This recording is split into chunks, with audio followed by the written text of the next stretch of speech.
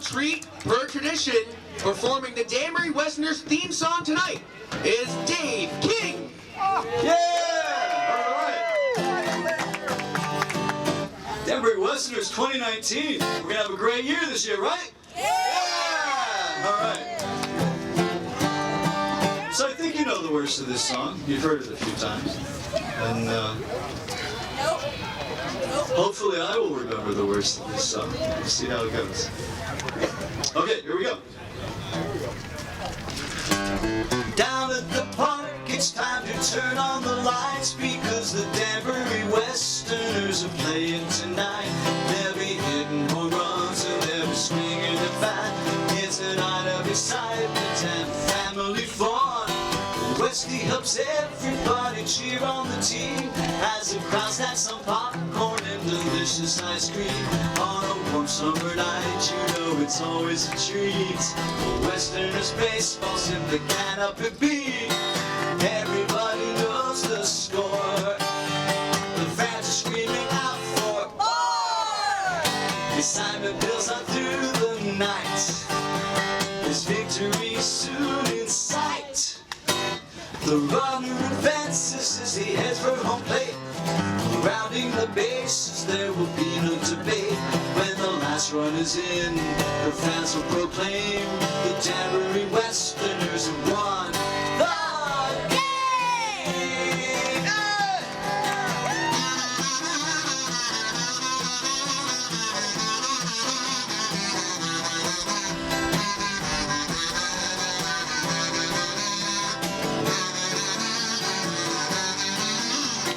Everybody knows the score.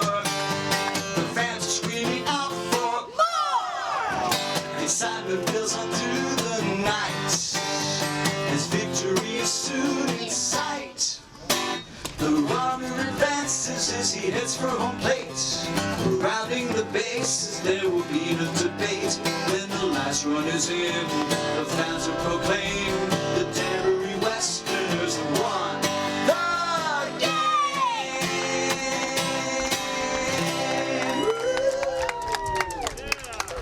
Thank you, Dave King. All right, thank you. You guys are sounding great tonight. All right.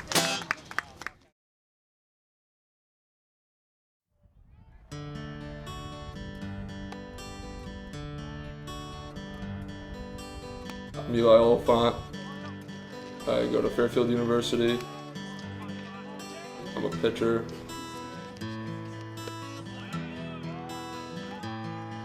I've come back here for my third year now for many reasons.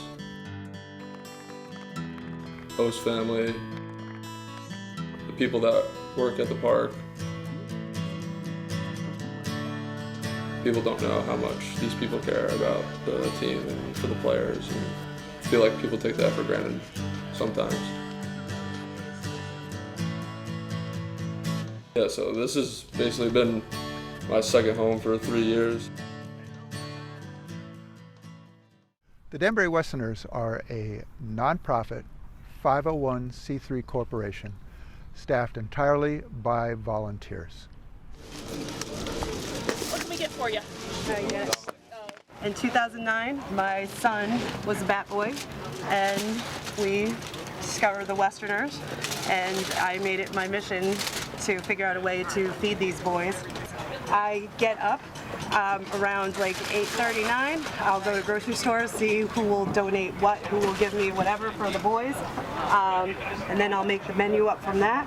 I cook like 8 trays of food, their yogurt parfaits, burgers, whatever they seem to like. I find out their likes, their dislikes, and get down to the field by 1, set up their water, set up the grill, set up all these tables, and that's how my insanity begins for taking care of my boys.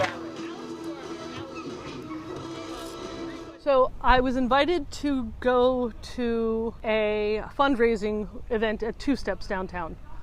And I met Shelley Pitzer and John Pitzer and probably Paul Schaefer, and I'm not sure who else was there. When I started talking to Shelley about being a host family, because that's what she does. She's the host family coordinator. So I went home from that event and said to my husband, hey babe, how about we invite 2 complete strangers to live with us this summer for 8 weeks. What do you say? And after rolling his eyes a little bit, he said, sounds good, let's do it. And that's the beginning. I got involved because Joseph Constantino, the founder of the NSCBL, was my Uncle Joe. And he had founded the league with George Foster and opened the day in 1994 in Bristol, up in Bristol, Connecticut. I was asked if I'd gladly help the team out or the opening of the day, and I said yes, I would. I was more involved with the league than the Danbury Westerners per se, and I was asked to join the Westerner board a few years ago by Mike Malone when he became president. No, I'll just snap a headshot of you. Well, actually, yeah, I should probably snap a headshot photo. So our family started coming down in 2012. We were invited because the Danbury Historical Society was being honored. We came down to a game. Our little one loved it. He would dance when all the music was happening, and so we kept coming back. We eventually moved where we lived right up the street. And so for 2 seasons in a row, we came to almost every game and hang around a nonprofit for 5 years, and you're going to wind up getting involved. That's just how it works. And here we are now. Well, our youngest son, Alex, we were at All-Star batting cages, and they were getting some reps in, and Alex saw the host family flyer on the bulletin board there, advertising for new host families, and he literally rips it off the wall and comes running over to us. And we happened to be standing together. He's like, I want to do this, I want to do this. And so we looked at each other and we were like, all right, let's do it. So we called, and we've actually been hosting ever since. I became involved in this organization at the end of 2003. I had read about the Danbury Westerners organization in the local newspaper, and I thought I'd go to a game. So I went to a game and I picked up a program just like this. And in the program it said that the Westerners are an all-volunteer group. So I turned to a gentleman who looked like he knew what he was doing, and I said, how does one get involved with the Westerners? He said, you just did. The New England Collegiate Baseball League is a summer college baseball league, wooden bat, supported by Major League Baseball. Wooden bats are important because Major League Baseball plays with wooden bats. In youth baseball, in high school, and in college baseball at all levels, they play with metal bats. The ball reacts much differently off a metal bat than it does off a wooden bat. In order for scouts to understand how a hitter really performs in a professional setting, he needs to see a player play with the wooden bat. What am I going to just say? I hit a home run and curve my bat? Yep.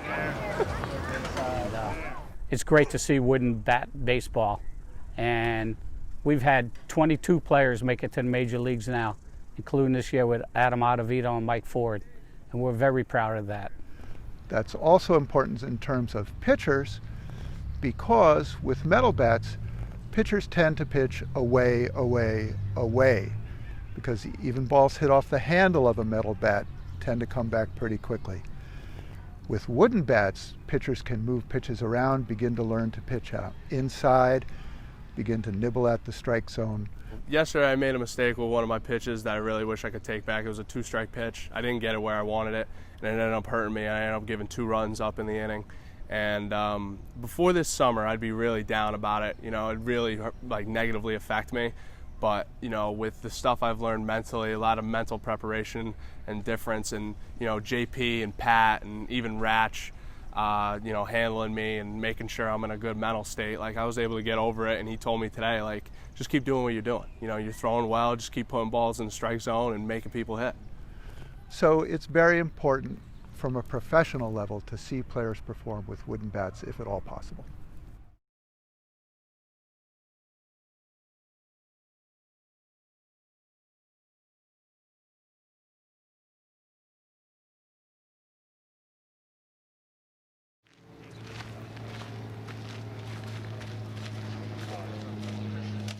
I'm Jason Getz. I own a college pitcher, going to be a senior from Danbury. Yeah, I've been here, since I was little. I always looked up to these guys. Knew a couple people around here, knew the old coach, so I was always around. But yeah, I mean, I love playing for a hometown team who I used to look up to. Me and my assistant Alex Giobbi will look through players. We'll start with local players because we don't have enough beds for a full 33-man roster of non-local players. So we'll start with local players, and we have our various local contacts like Fairfield and Fordham, local-ish. Stony Brook, we'll get some guys from Stony Brook if they're local. And then we kind of branch out from there. We start probably around like August. It's actually a year-round process. We've been kind of on this since the draft ended, identifying who hasn't been picked, who has been picked, just picking, identifying players that we feel would be good fits. We've also been talking to scouts who happen to have a little bit more of an inside track with these players. Welcome to Danbury.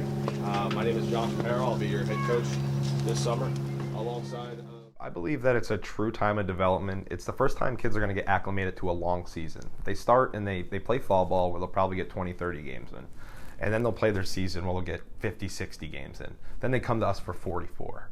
So it's the first time they're getting that true 100-plus game schedule. That says we are a family, and that's how we approach our games, that's how we approach our day in and out, and that's what we're all about here. You guys want to go down the line, introduce yourselves? Sure.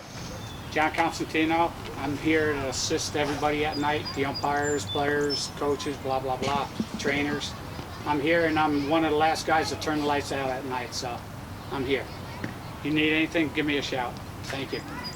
I'm Sherry. I am the team mom, I guess. I'm here to feed you all summer long. I am here to get whatever you need. I am here to take care of you, so welcome. A lot of people take pride in their gate, how many tickets they sell.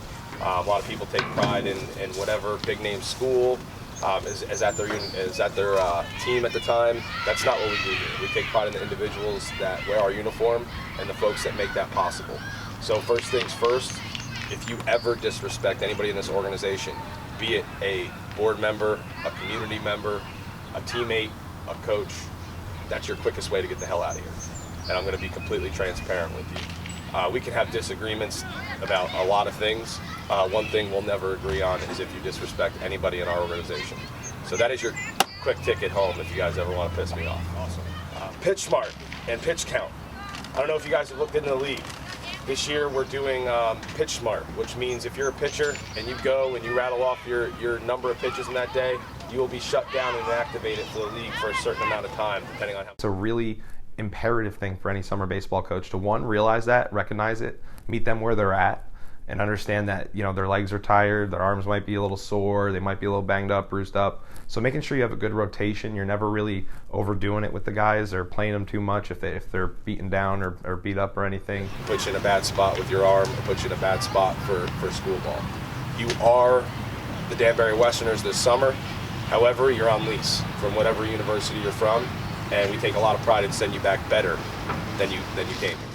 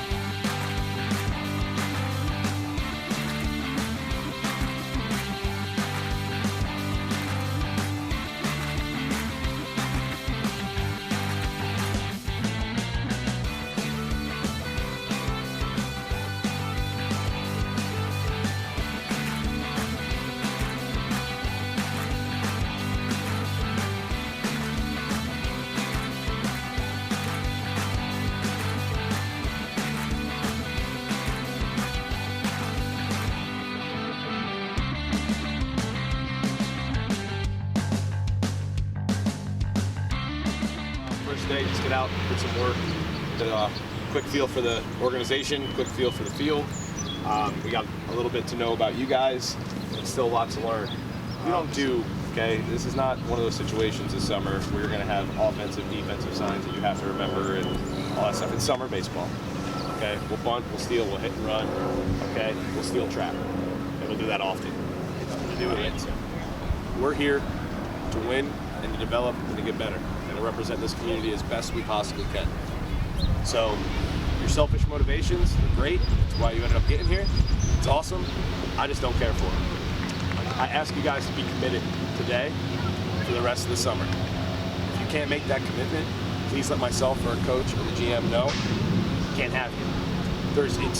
I'll tell you, I'll explain summer ball like this. Right now, there's a million kids that want to be sitting where you're sitting. Okay? I can backfill this whole team probably in 2 days. I don't like that. I like building a camaraderie. I like having fun with my guys. I like learning about you guys. We do a lot of wacky stuff. It has to be imperative to build these relationships that are long-lasting and do mean something to the kids, that you're not just on them every single day about winning a summer baseball game, because to them it's just that. It's a summer baseball game. They take pride in it, and you try to build that pride in it, but the pride was built over 3 days before their first game. How much pride can you really instill other than building an aura and building a sense of community and building a sense of fun? And I think we try our best to do that.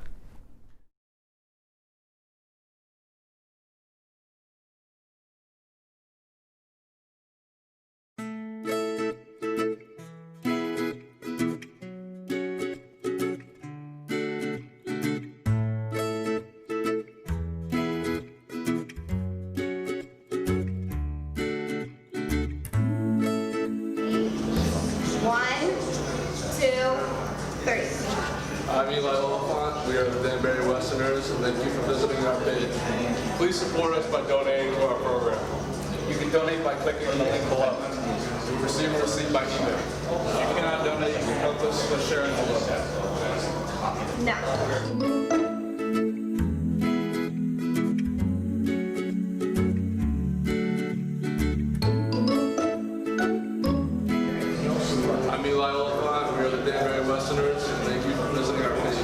Please help us by donating to our program. You can donate by clicking the link below. You'll receive a receipt by email. If you cannot donate, you can share it.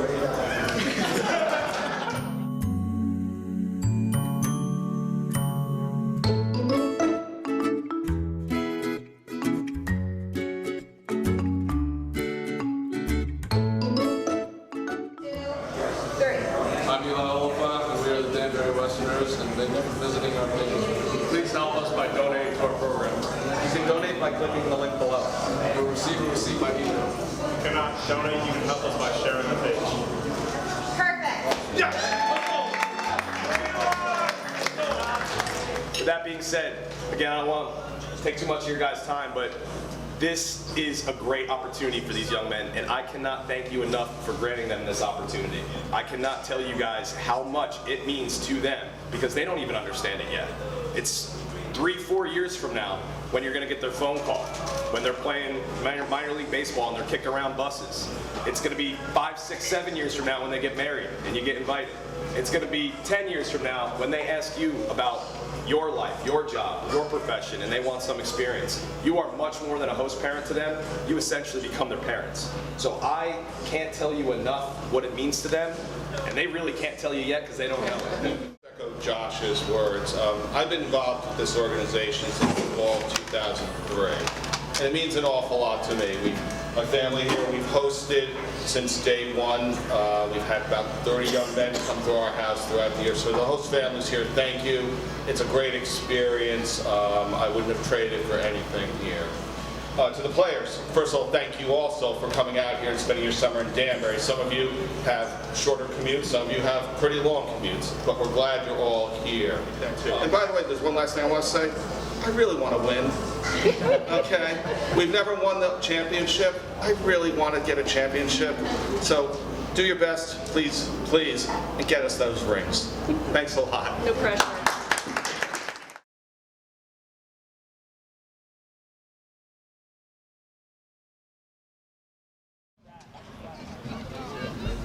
Now, Westerner fans, let's get on your feet and meet your 2019 Danbury Westerners. Batting first and playing center field from Sacred Heart University, number 1, Justin Jordan. It's definitely been a fun experience. I mean, I played at AAU the last couple of years. This is my first college league, so definitely had some fun and gotten a lot better. Seeing some good competition. And playing third base from Villanova University, number 25, Nick LaRusso. Yeah, so I was stuck in Newport for a little bit. Had the opportunity to speak to Josh, very nice guy, and I wanted to kind of stay close to home for the first summer, and I'm lucky to be here. And playing first base from North Carolina Central University, number 18, Vinny Bailey. I've stayed local through like all the past summers I've played, maybe like the past 2 or 3, I think. It was in the Carolina-Virginia Collegiate Baseball League, and I just stayed local so I could work over summer. And then this is actually my first time, playing in a big league, I guess you could say. Batting 6th and playing catcher from the University of Dayton, number 53, Jay Curtis. So my great-grandpa founded the high school that I went to. He built it with basically his bare hands in 1962, and all my family's worked there since, I can remember.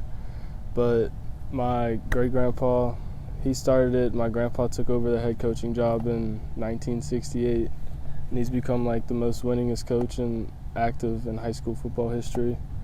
But also my dad was the first person in my family to move out of New Orleans. He coached at Ball State for 3 years as a linebacker coach. Batting 7th and playing shortstop from University of South Florida, number 35, Alex Bellows. The summer before I went into college, I was hurt. I broke my hand and I tore my chest in 2 different places, so I was kind of bouncing back from that. This is my first summer in a very long time, and I'm playing baseball, so I'm just grateful to be out here, man. Left field from Eastern Kentucky University, Lyndon Weaver. Last year, I played back at home in the Sun Belt League, so they kind of have like 2 leagues. It's kind of like almost like a pro ball style. Since I was an incoming freshman, I started out in the Prospect League, and once that was finished, they moved me up to the bigger team. It's like all the older guys, upperclassmen and whatnot. We ended up winning last year, so that was pretty fun. And tonight's pitcher, in his 3rd season at Danbury Westerner, from Fairfield University, number 41, Eli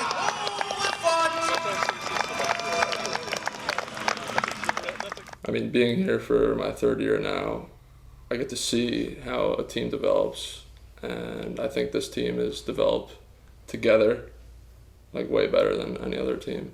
We've had some great teams, great guys, but I feel like this team meshes really well together.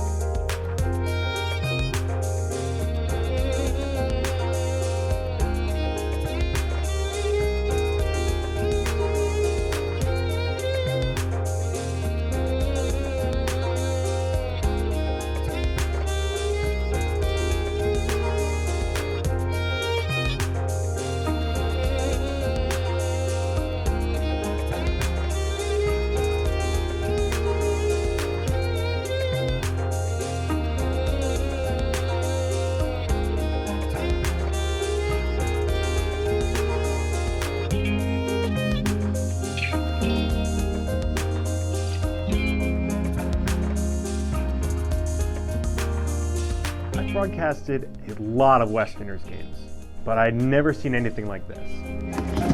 Entering the game and pitching for the Danbury Westerners. Welcome back, number 21 from Northeastern University, Brian Rodriguez.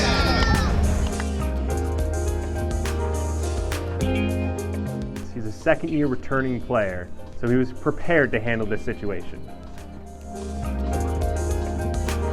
Unfortunately, it was the defense that let him down a little bit.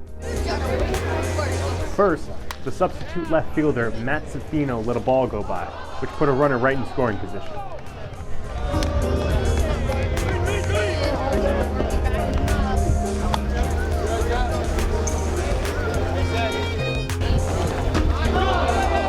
The next batter hit a hot shot right past third base, which drove in the insurance run.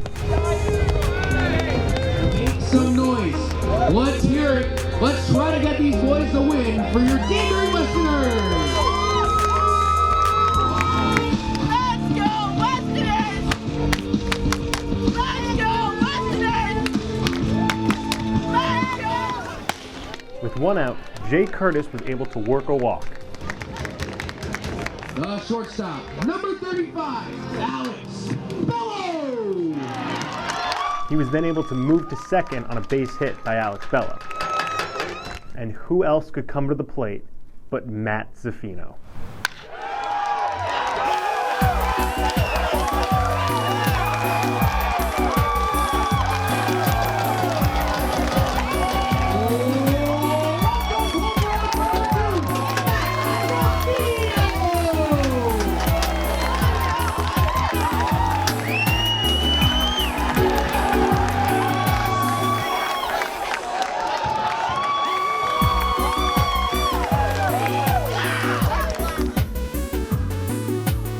We were going crazy up in the broadcast booth. Myself, the color commentators, all the volunteers, the place was rocking. Western fans, how about that? Of course, tonight's player of the game is number 2, Matt Zaffino. Let's hear it for the boys, guys. Matt Zaffino.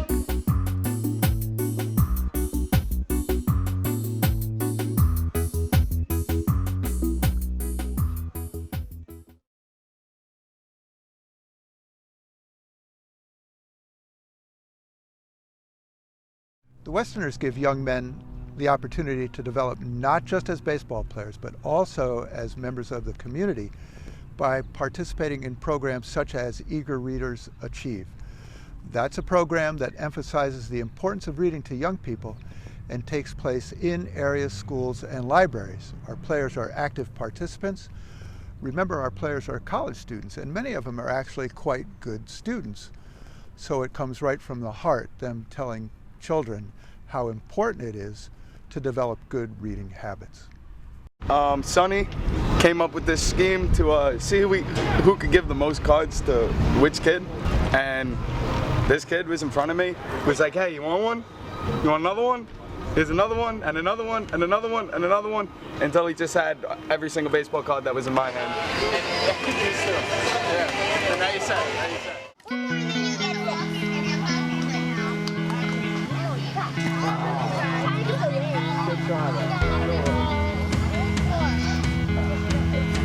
Water, sir. So many tickets. Oh, good ride. What's up, man? What's up, man? You made it?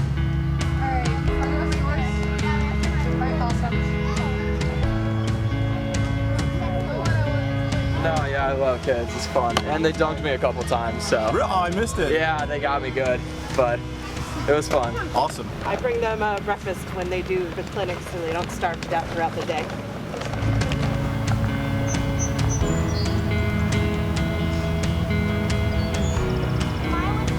Spread out. Spread out, guys. Hey, Ev, you will see, buddy.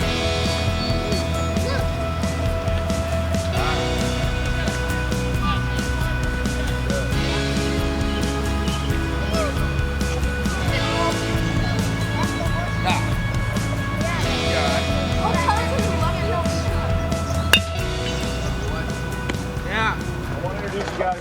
a gentleman that I had the privilege of meeting 5 years ago, and has really changed not only the history of baseball for the Danbury Westerners, but the history of baseball for every single one of you guys. Whether you're a minority or you're white, the reality is our game isn't as pure as people like to say it is. And our society's not, our culture's not. Racism is fucking real, guys. And that's something I think we can all agree on.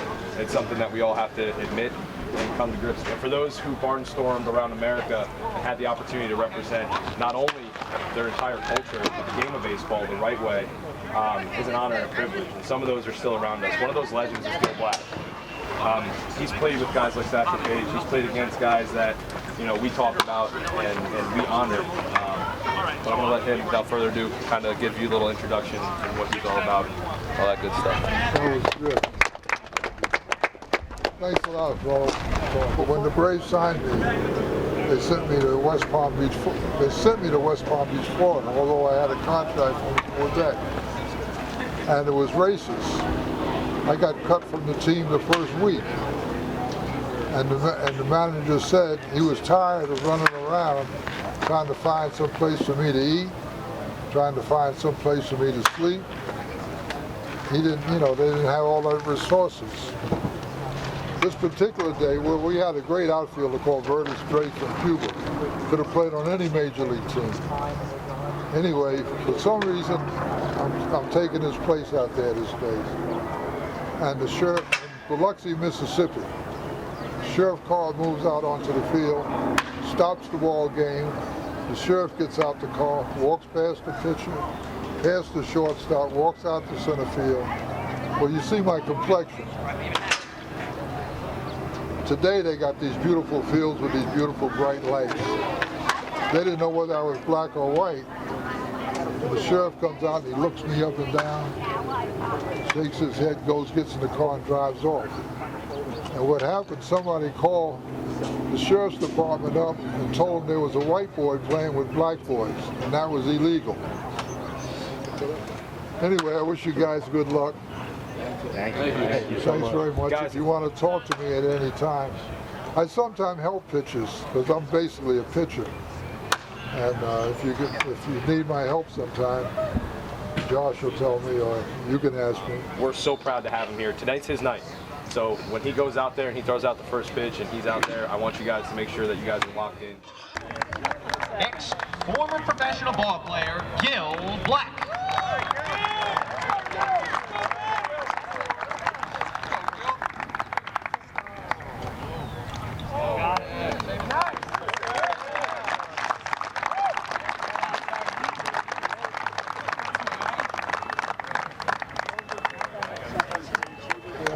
So big celebration in Milwaukee Stadium and so on and so forth. I went halfway to the mound. Yeah. I threw out the first. Much smarter. Yeah. But more importantly, a gentleman who's represented us for several years, Mr. Gil Black, is in the house. We had a night for him like we do every year here. And on behalf of the Board of the Westerners of Danbury, the Danbury Westerners, we are retiring the number 42 and presenting it to Gil, and no Westerner will ever wear number 42 again. So Gil, thank you so much for all you've done for baseball and the community. We're most appreciative.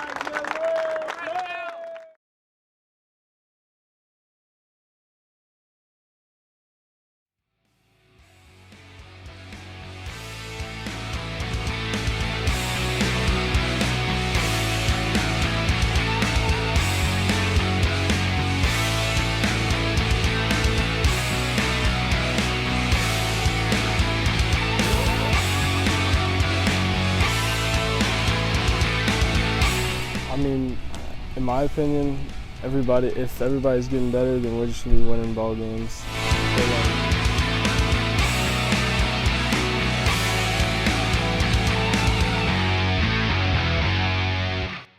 It's as bad as you want it, and as bad as you want it for something that's bigger than you. If you play for something on the front of your shirt and not the back, I think everything takes care of itself.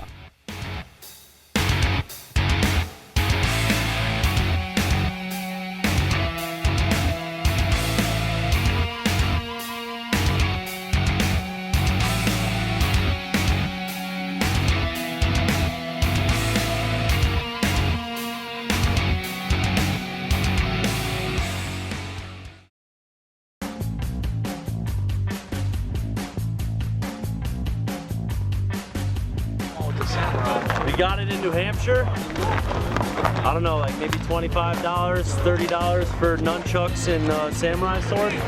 So we just said, why not? Let's do it.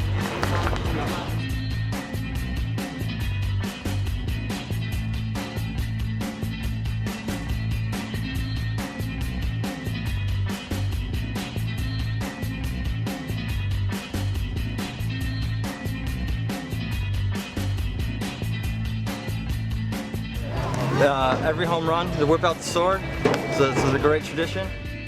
I mean, it's a small ballpark, but you know, that sword has got some juice. Let's get up.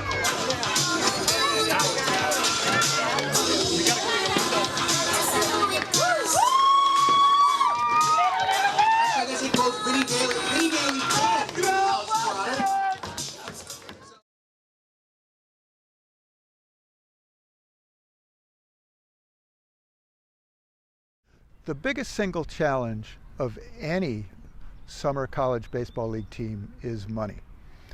And that challenge only grows. For the 2019 season, the Westerners needed to raise about $125,000 to put the team on the field. Summer college league teams tend to come and go because it's very hard to raise the amount of money you need, and there tends to be a lot of volunteer burnout as a result. The single largest expense the Westerners have is transportation. That's about $40,000 a year.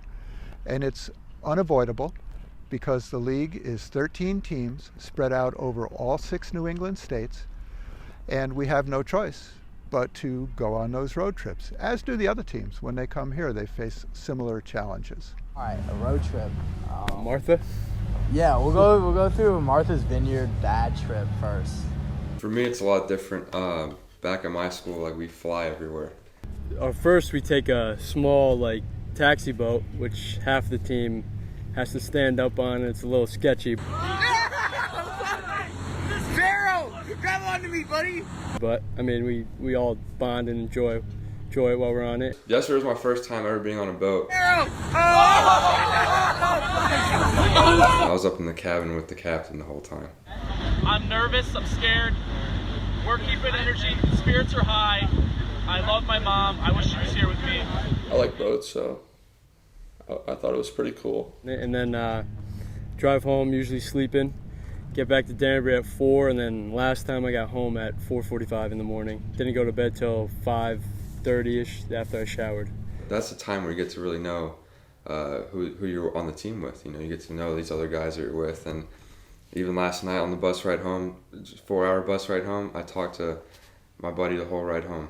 Now, other things that run up the bill for us are unavoidable things like umpires. We are a 3-umpire league. So at each of our 21 home games, we're on the hook for roughly $400 for umpires. So you're looking at $8,000 a year for that. Other unavoidable expenses include uniforms, bats, balls. There are league fees. The league doesn't run for free. We actually have a commissioner that's a paid position. Our coaches are also paid. Not a great amount, but it compensates them for the additional time they have to spend what normally would be time off for them. So the Westerners' revenue comes from several different sources. There is the game day revenue that consists of ticket sales, food and beer sales, merchandise sales. And of course we solicit donations. We have a 50-50 raffle at each game. It's essentially a donation. Right. About to break the 50-50 record. Just hold these just in case. You know, 16 home runs to Allie's Army, $46. We do a golf tournament, all right? A fairly successful golf tournament.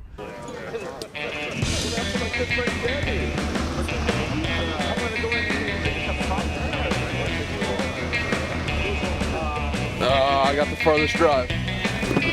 The course record is safe. That's my prediction.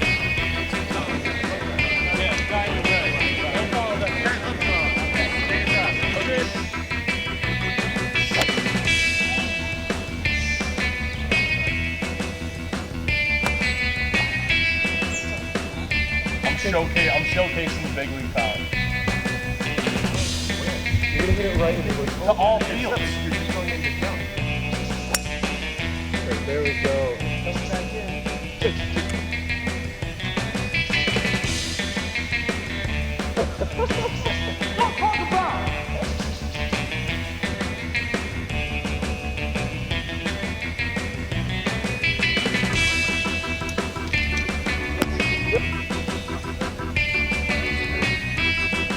Excellent. Looking good here. Well done, well done. We also raise money through sponsorships. You can see the sponsor banners around the field here. We raise money at fundraisers. We have several. We have a celebrity breakfast each year at which a baseball-related guest speaker comes. We sell tickets to that. This year it happened to be Mickey Rivers, former New York Yankee, two-time World Series champion. Over the years it has tended to be players from either New York or Boston, because that's where our fans come from. So that's where the interest in the ticket sales would be generated. One thing that the city has had a tough time with is keeping the field up to the standards of a typical New England Collegiate Baseball League team. That's the reality of having those type of facilities, and no personnel or staffing or anything can do anything about that.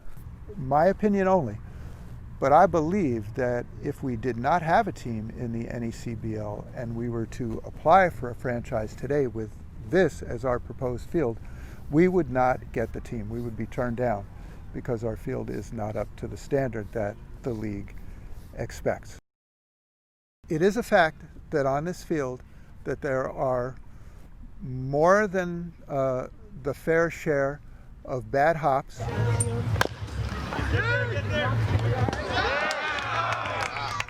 There are more than the fair share of lips, both from the grass to the dirt portion and from the dirt portion to the outfield, that can cause balls to stay down or can cause balls to come up suddenly. But I mean, the other night the ball was bouncing nice and it just kind of cut away from me and I lost it. It's got a little of the polo grounds thing going on, doesn't it? Yeah, a little bit. Yeah, where you can only see like your left fielder's waist. And now the drainage has deteriorated.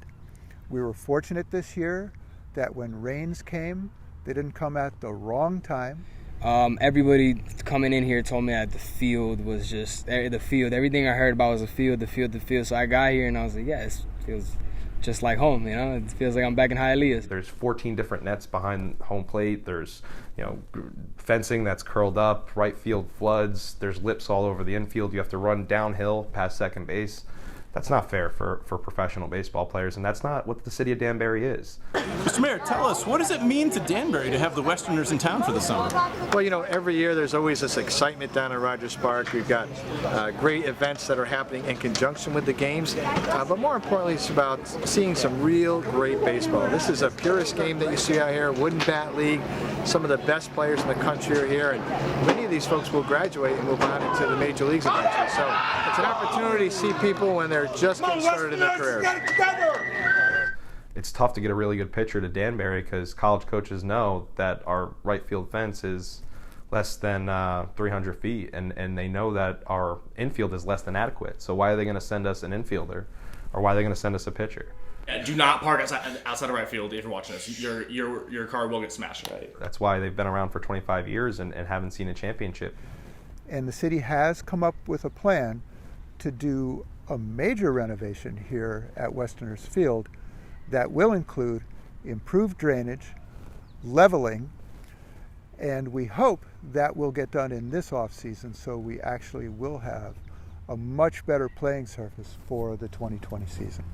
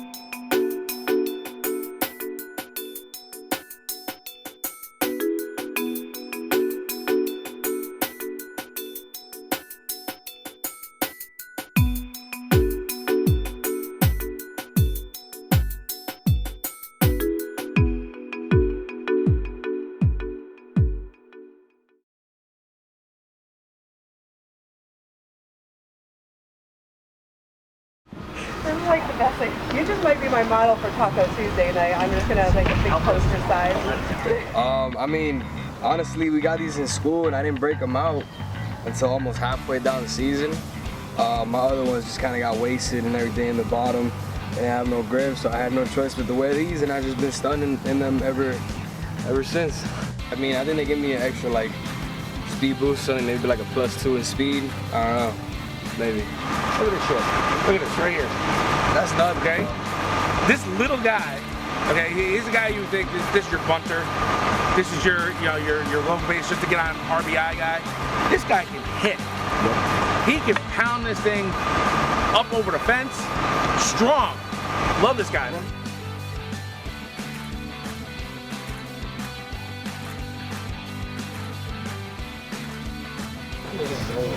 Oh, sausage. Jay Kerr's pants. I told him since day one that it's a terrible look. Oh, Jay's pants? Worst pants I've ever seen. Terrible. Yeah. I have no idea what to say about that. I guess it's the Babe Ruth style. I don't know. Those little like rolled up in the bottom. I don't even know. I've never seen anything like that. But it seems to work for him. When I got there, I was the freshman. I got really big pants, and they were baggy, so they were too long. They would like go past my shoes and stuff. So I just tucked them in my socks and rolled them over, and they were like 3/4. And everybody just like dogged me for it, but it was whatever. I just stuck with it, and I still wear them like that. He's just gonna keep them rocking like that.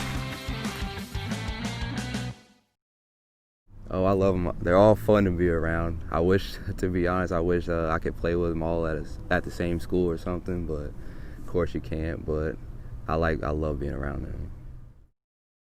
The foundation of this team is our host families who open their homes, hearts, and refrigerators to our players this summer. Tonight, we'd like to celebrate and thank them for their contributions, which are critical to the success of our team. From Bethel, Connecticut, Gene Polastro, whose players are Lyndon Weaver and Pete Bloomberg. So I'm staying with Mr. P, Mr. Polastro. I like that guy. He's pretty cool. Pete likes him. Loads the fridge and cabinets up for us to eat. You know what I'm saying? We don't really pay for anything. Free space. We got our own space there. It's cool. From Brookfield, Allie and Colin Milligan with their player, Alex Bello. I got the best host family in Danbury. I mean, that's to me they're amazing. I mean, the Milligans, honestly, like I showed up. First of all, before the trip coming there, driving up, I drove up from Miami with my brother, so they were very like, oh, do you need this? You need that? What do you want? So I can have it when you come. They take care of me immensely. They're always making sure I'm fed, making sure that my uniforms are cleaned and everything. Just on top of me, making sure that I'm okay. So really, I'm blessed to have, especially what they given me and the house that they have, and just the family and the atmosphere that they got going around. It's honestly a blessing. From Danbury, Connecticut, Paul and Bridget Schaefer with Caleb Upshaw and Vinny Bailey. But they're really good people. I feel like I have one of the better setups, so I'm pretty fortunate. I'm like 10 minutes from the field. I live with Caleb Upshaw. They're great. They help us with a lot of things. So I really like them a lot. And Paul used to be the president of the team, and he really loves baseball a lot. They'll go get us groceries. Like, we just write it on the list and they'll go get it. They've treated us out to dinner a couple of times, which is really nice of them. And they have a pool and hot tub that they let us use. So it's like, yeah, pretty blessed, you could say. From Richfield, Connecticut, Mark and Melinda Kovac with their player Christian Allegretti and Austin Gussman. He makes this flank steak on the grill to die for. It's delicious. Melinda's awesome. She's so nice, so caring. She's like, just for today, for example, we were leaving. She asked us if there was anything she could do for us. She made sure. She just got her hip surgery done. So brand new hip, and she's grinding to make sure that we're okay. We should be the one helping her, not her helping us, From New Milford, Connecticut, John and Shelley Pitzer with Eli Oliphant, Noah Dickerson, and Cam Masterman. So this was my freshman year. That's Javi and Brendan, Alex. Yeah, and then this was last year. Alex, Logan, Jake, and me. Yeah. And we typically do a serious one and then a funny one, and you never know what you're going to get on the funny one. You know, we do have the Westerners here, and I think it's definitely helps spice things up a little bit, if you will. You know, to be able to come home to you know, a couple of guys that I call friends personally, and just be able to hang out and shoot the breeze. You know, it's a lot of fun. Toast brother, it's the term we like to use.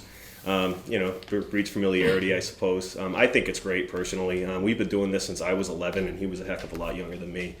You know, these guys are great. It's like having a big brother. I mean, I am the older brother, obviously, but I think personally it's been great just to be able to relate to these guys and see from an early age, you know, because I wanted to play baseball at a higher level, to see somebody who's been doing it, to be able to ask them questions, not just about baseball, but about life as well. So me and Jake's taken up golf this year, so we've been golfing a couple times. I've gone golfing to the driving range with Alex. We do a lot of games in this living room, actually. We play, there's a game called Living Room Baseball. It's with a little ping pong ball and a little memorabilia bat. And one's pitching right over there and one's hitting right here. And we use the left panel of that mantle as a strike zone. And then also we play a little mini golf around here too, a little putt game. We have different holes set up. What's the cricket bat for? I have yet to find out. Right now it's used as an obstacle for mini golf. Let's have a big round of applause for the Danbury Western host family community. Thank you for all that you do. Want to be a part of our host family next season? We're recruiting host families for our 2020 season. Please stop by the food barn to get more information. We hope you'll join our team.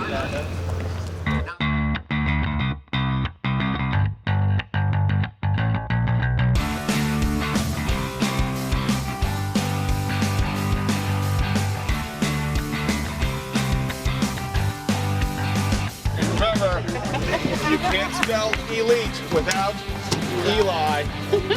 One more.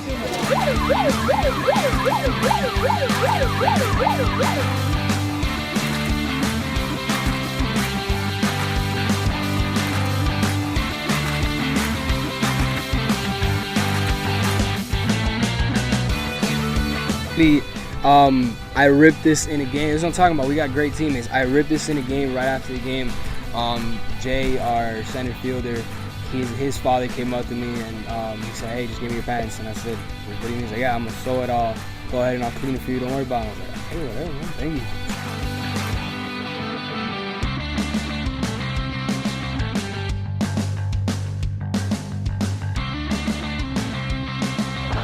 Yeah, play it cool with some ketchup, you know. So the first day they arrive, they sit over in the bleachers, we get introduced, and I give my spiel about that I'm, you know, your team mom, and tell them what I do for them and how I cook for them and that they are mine.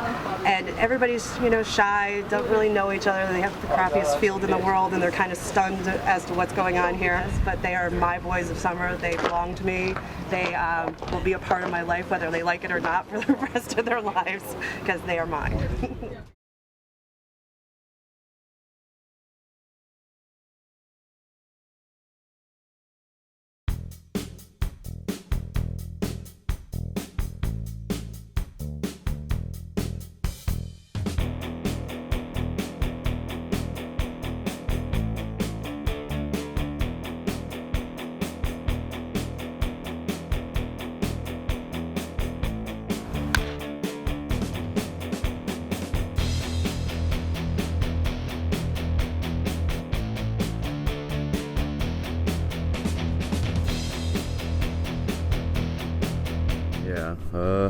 I'd go up there, try to compete, give it 110% every single time on everything I do, and that's all you can ask for, really.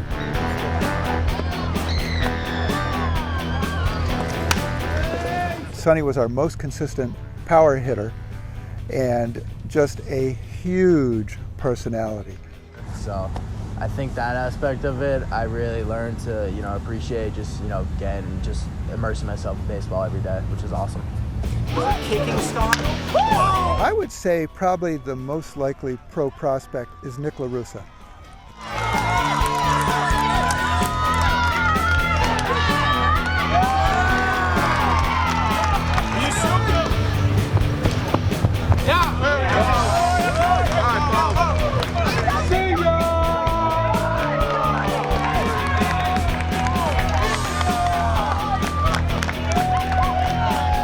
Well, ever since I had the phone call with Josh, I seemed to connect with him really well.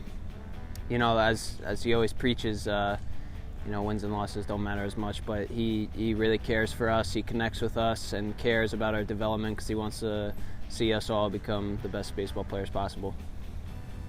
You never know who you can find. You can find a Nick LaRusso who's from Monroe and who's a 30-minute drive and who ends up being the Big East Player of the Year. You could find a Justin Jordan who's from Darien and he ends up being like the second best player in the Northeast Conference.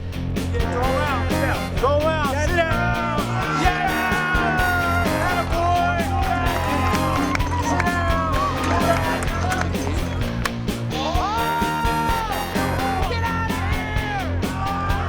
Justin Jordan was quoted by Bobby Valentine as being a MLB outfielder already. I didn't really know what to expect. I was a little nervous playing with a bunch of studs from big name schools. I didn't know how I was going to fit in, but so far doing so well. So. Another highlight for me was the fielding of our shortstop from the University of South Florida, Alex Bello. That man can sling the leather.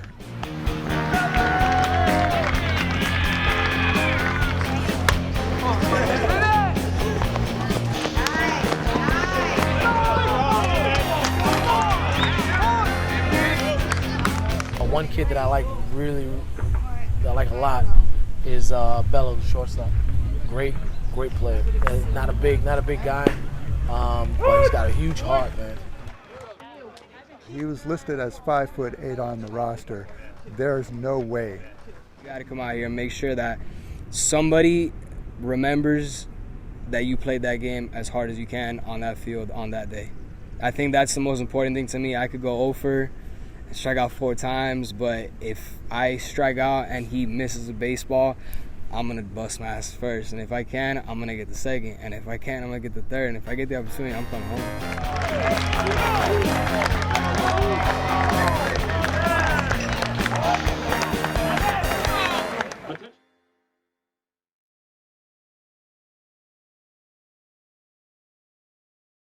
So,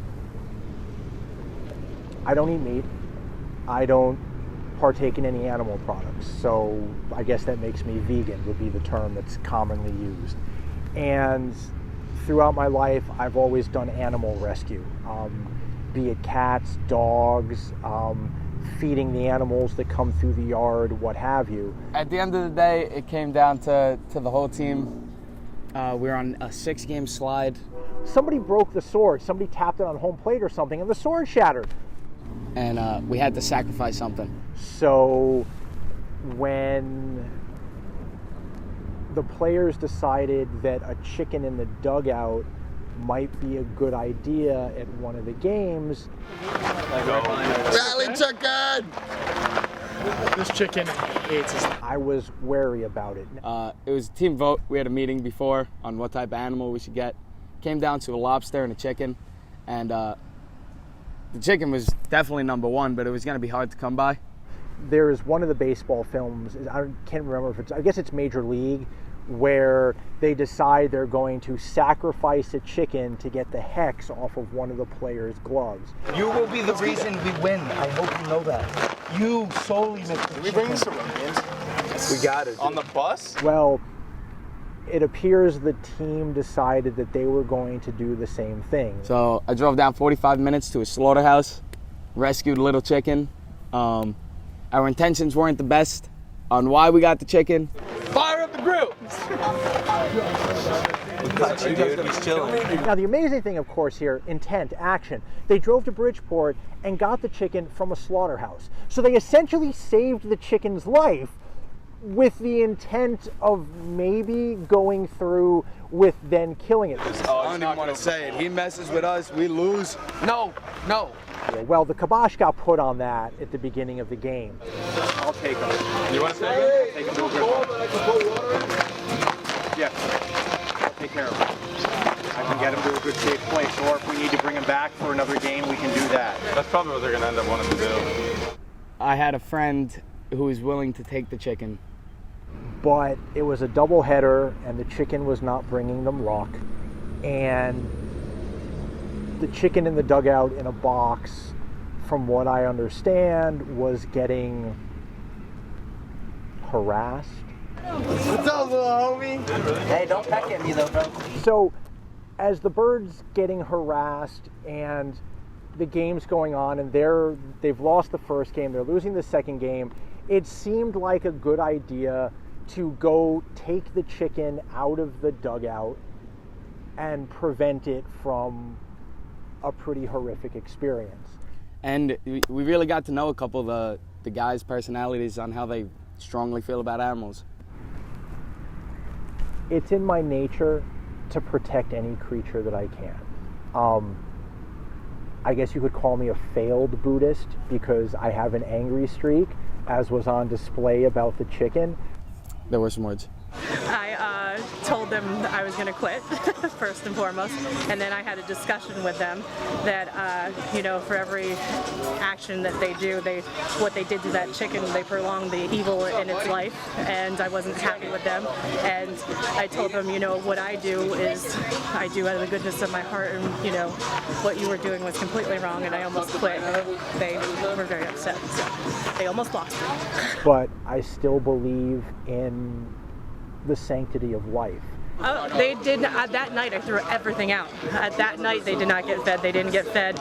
Before the game, yes, I threw everything out right in front of them. They were like, yes.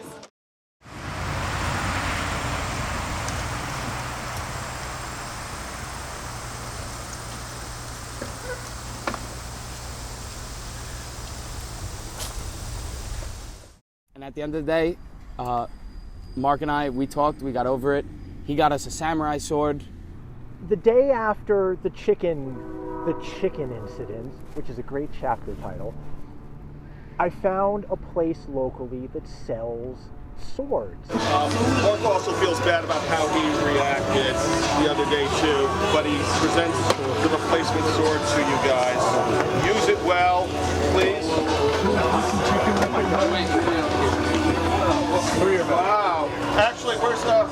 No. Ready? Mr. Alec ready. So the sword is back now in the dugout, hopefully to will the team to victory. I don't know if that's a good idea. Chop somebody. Oh my God. It's like sharp enough to cut you. Yo, do you think... Yo. Take it out after a homer, we just keep it in the case. Bro. Yeah. Let's keep it in the case. I can't cut hair. Absolutely boosted the guy's spirits. Out the sword!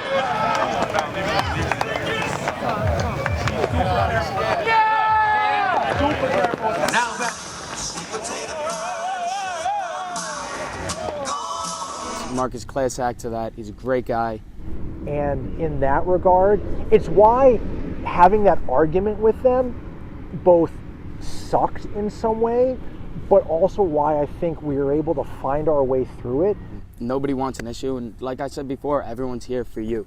They're all here for us, for the players, and that's all you could ask for as a player. And the long story short is that the chicken is healthy and happy and all is well, and the team and I get along, and Chicken Gate, which is horrible that everyone tacks gate onto everything, which is why the chicken incident, which is much better, is over and done. It's a joke now.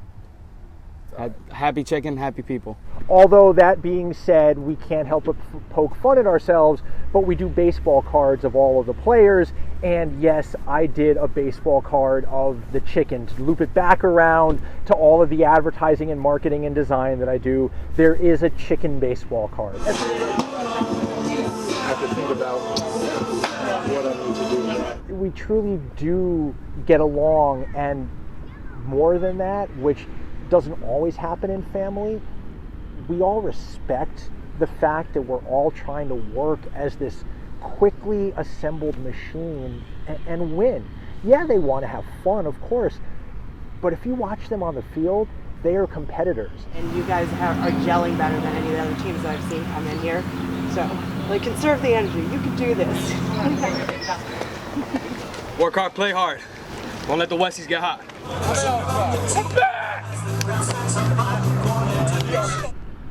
They went from 12-4 to now 16-18, and they have not quit.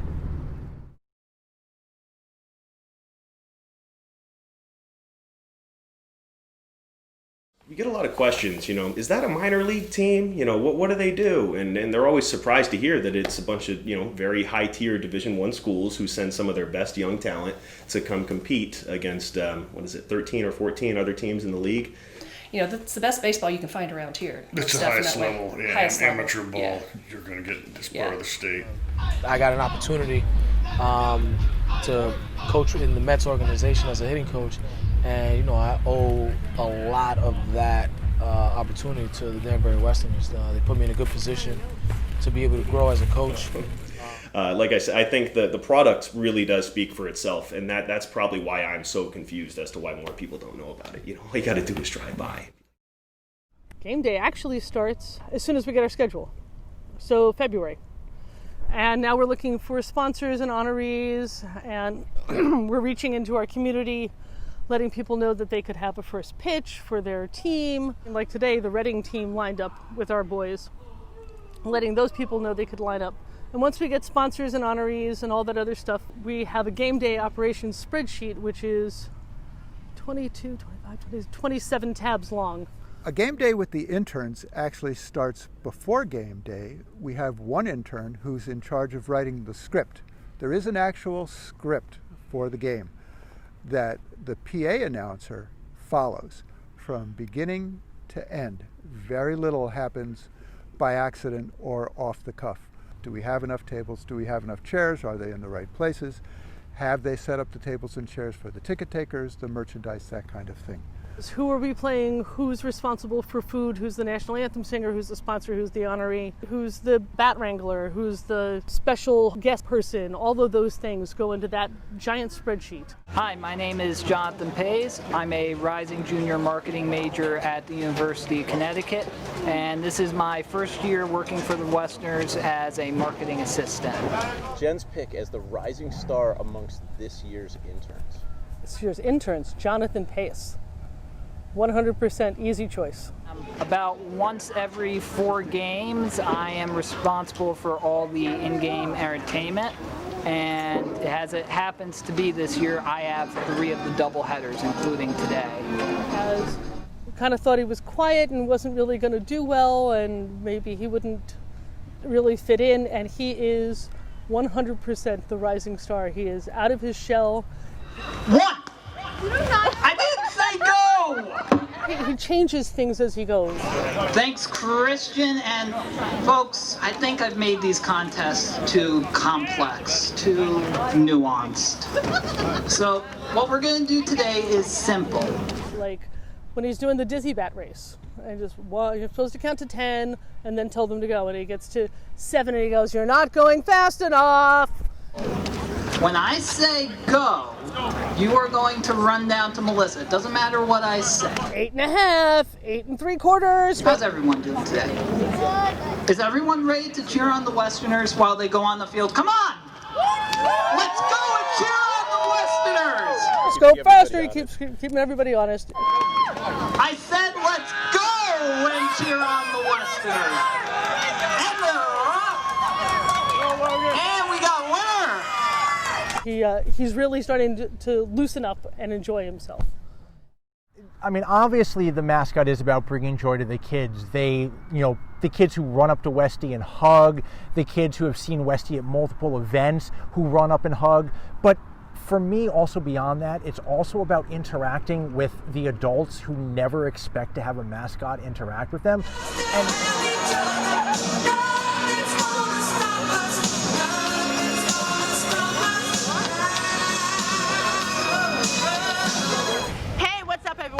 My name is is Melissa Barbagallo. I've been with the Danbury Westerners for about 2 years now. The funny thing is we're two completely different Westies. I'm the more formal Westie, where I feel like I'm more upright and kind of go about my thing and I strut, whereas Melissa's the Westie who's going to take a kid's hat off and hold it up here, which is why when we get both Westie and Homer out on those rare occasions, we make such a great duo, because we're kind of Homer and Westie, short round Homer, so we're kind of the Abbott and Costello of mascot duos, and it works in that same kind of playing off of each other way. When you're in the mascot suit, you get to see everybody, and then you're no longer in the mascot suit, and you want to walk up to someone and say hi, but then you realize they don't know me. They met me, but not me as me. And so it's the same kind of thing. You're in the suit for a number of innings, and it's very difficult not to walk up to everyone and do the same like this, even though you're no longer the mascot, which people would look at you a little weird if they weren't in on the joke. But the mascot, by default, knows everybody. When you can spark imagination in people that don't normally get an opportunity to spark imagination, that's really what the mascot's about.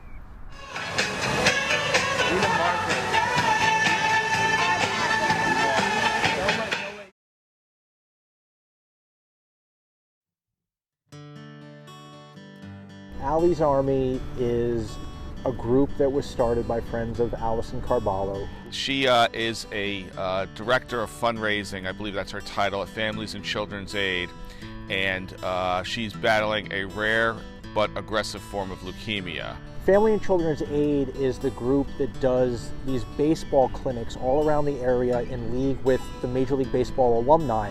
8 to 10 former major leaguers come down to the field on a Saturday. We get a couple of hundred kids out. They break up into 8 or 10 groups, and the kids get to learn baseball skills from actual major league players. It's amazing to watch this field buzz.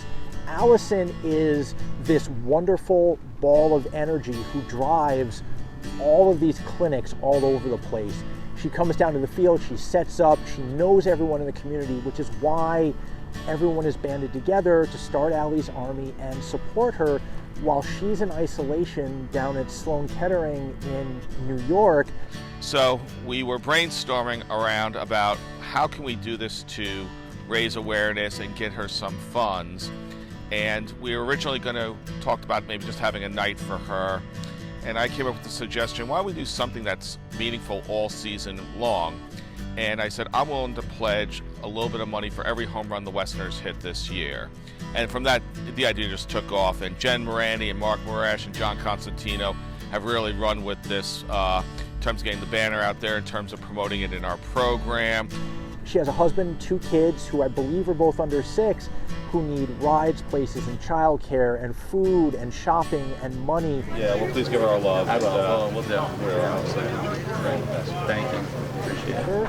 Of course, everybody's banding together and wanting to go that far for her. And that's another donation from Allie's Army. Hi, it's Allison Carballo. Just wanted to say thank you to everyone who is making Allie's Army the strong force that is helping me as I battle this awful cancer. Just wanted to say thank you for everything the Danbury Westerners are doing, their board, their fans, their staff. Just, you guys are amazing, and thank you from the bottom of my heart for helping me and my family get through this. And we will get through it. So keep hitting those home runs, and I'll keep fighting the fight. Thank you.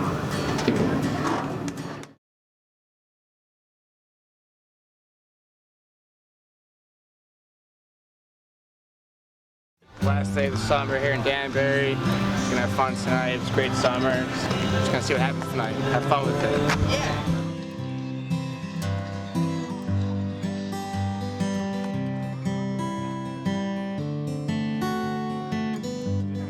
Hey, I'm feeling all right. We're out here last day of the year.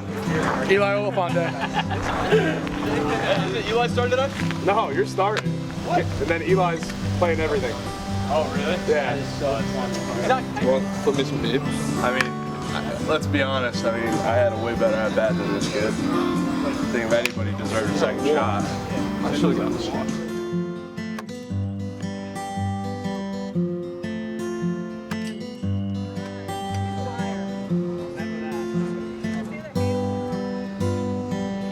but I'm still here to the last day, still watching baseball. Hope is eternal or something. Oh, dude, I made some pretty cool plays. If you got a highlight play, that'll be pretty cool. So keep it up. I baked cookies all morning and cried tears into them as I was realizing that this is the end and that my boys are about to leave me. So they're tear-filled goodbye boys of summer cookies. Compared to other years, since I'm not a host mom, this is the closest I've been to a team. I have regulars that come back here and come and hang out with me, and it's gonna be tough. They've already begun making me cry. Sunny, my majestic stallion Christian, he already made me cry. We've all been taking selfies over here and taking our pictures together, so it's gonna be a sad night. So yeah, it's gonna suck. I told Sonny the same thing. I was like, you're just going to get hugged every time you come back here tonight. So, as we end our season, it's a little bittersweet, but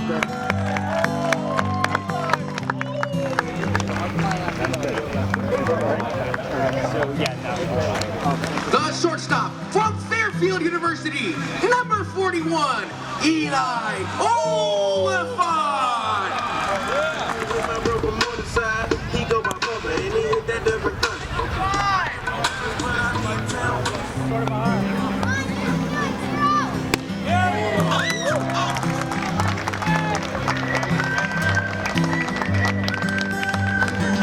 Attention please. Moving to second base from Fairfield University, number 41, Eli Oliphant.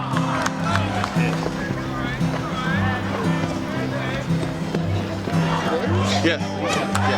I mean, it was yesterday. Number 41, Eli Oliphant.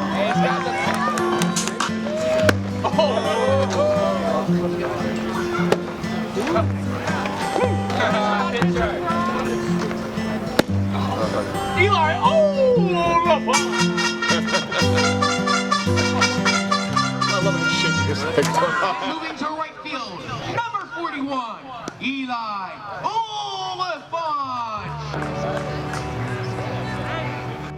Attention please, moving to third base, number 41, Eli Oliphant.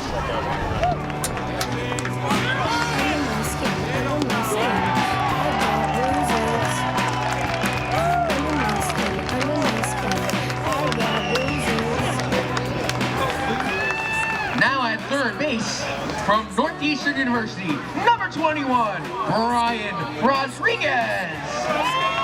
And now at first base, number 41, Eli Oliphant.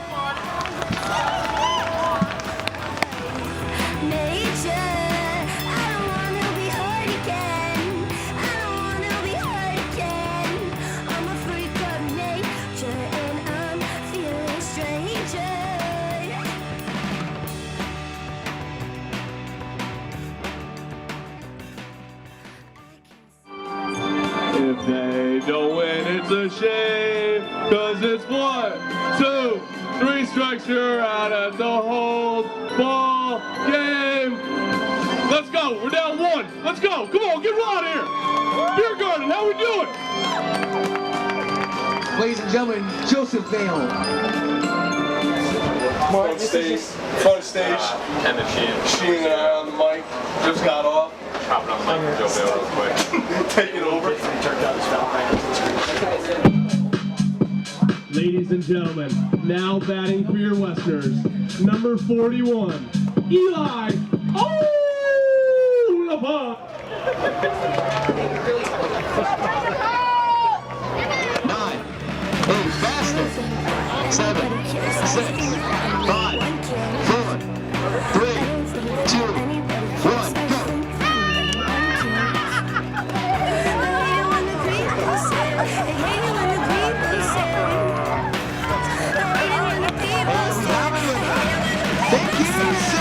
Thank you everybody for the great kids these guys.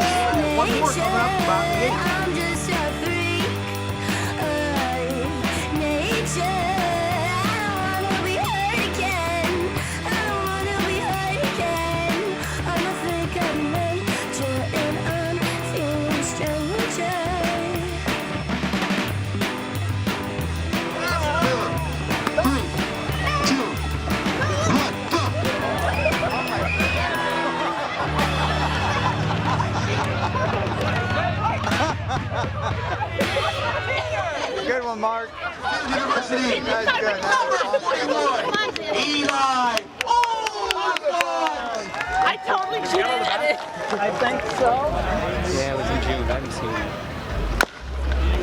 how much time I can spend on it.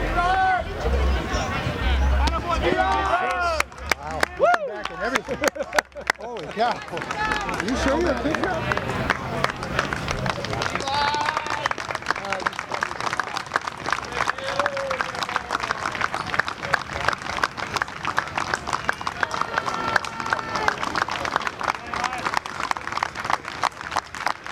Ladies and gentlemen, let's give it up for Eli Oliphant on an amazing 3 years here in Danbury.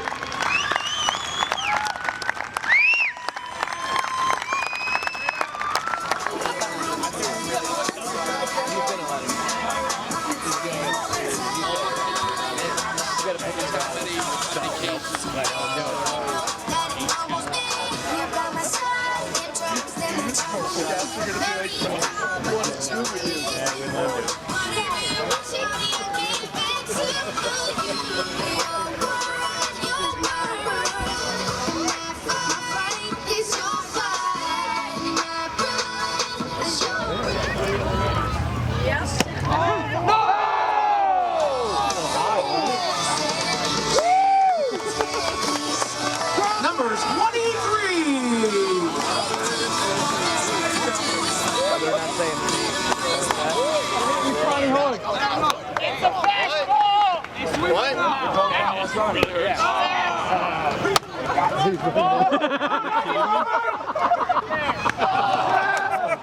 Final score, Ocean State lead, Danbury Westerners 1.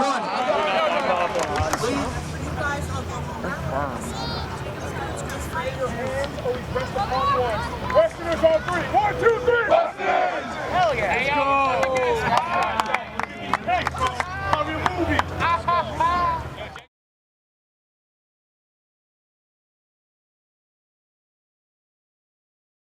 And while we love having them back year after year, if we do our job, they wind up going onto the Cape Cod League or they get drafted. And that's the satisfaction because you know that we've had a little bit of a step in that. So much. Oh my God. This right here. This is magical right here. You ever heard of a corn casserole? I don't think so. We ain't got it down in Miami. That's white people stuff. But you know, you gotta love it over here. Alex is a character. Curly hair, blue eyes. But we can never be. You're much too good for me. Now We're not going to get to see you guys much longer. We're going to miss you.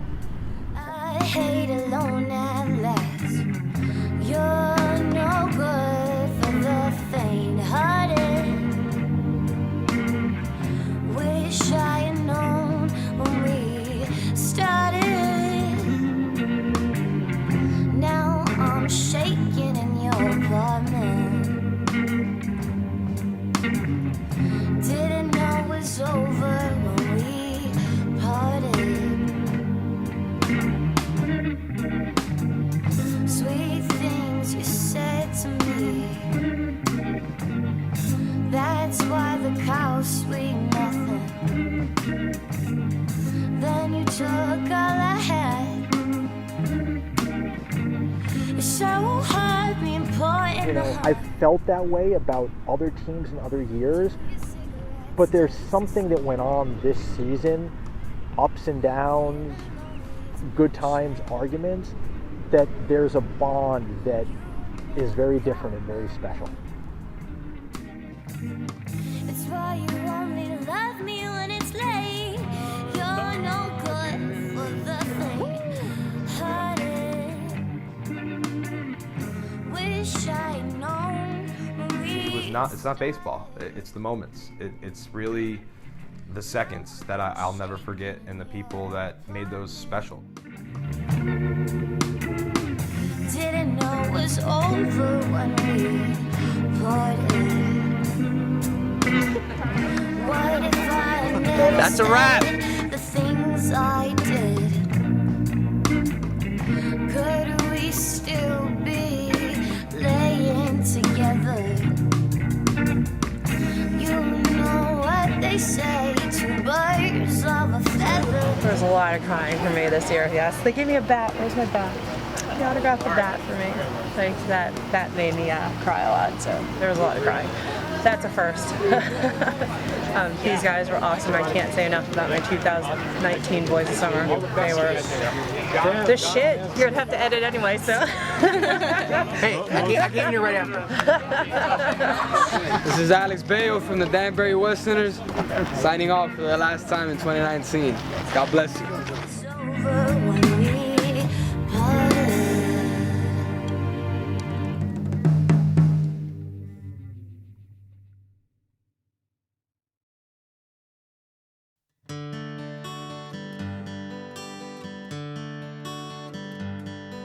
When summertime comes around, they flee their cities and their towns to answer the call. It's time to play ball, friends and family left behind. They got one thing on their minds, to win games and prove what they've got, play a season that's hard fought. Well, they come from near and they come from far. They're my boys of summer. That's who they are.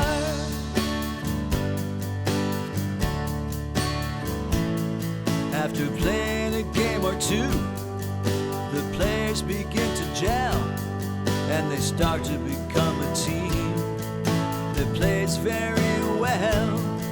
Now whether they lose and when they earn a win, we're right there beside them, through thick and through thin.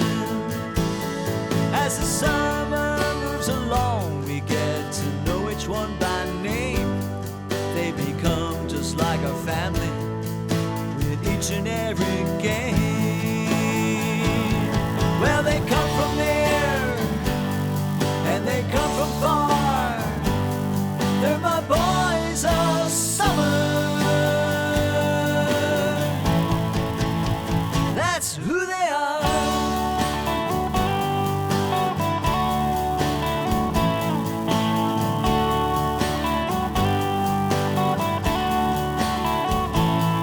As the season winds down, we dread the day that they leave town, 'cause we know we'll miss them so when they have to go. We wish them all well as they leave on the bus. They've made their mark, they've become part of us. Well, they came from near and they came from far. They're my boys of summer. That's who they are.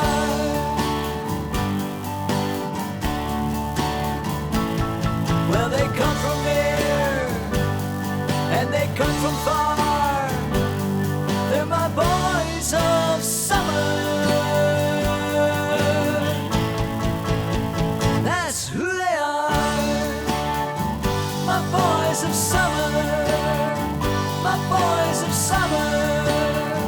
My boys of summer.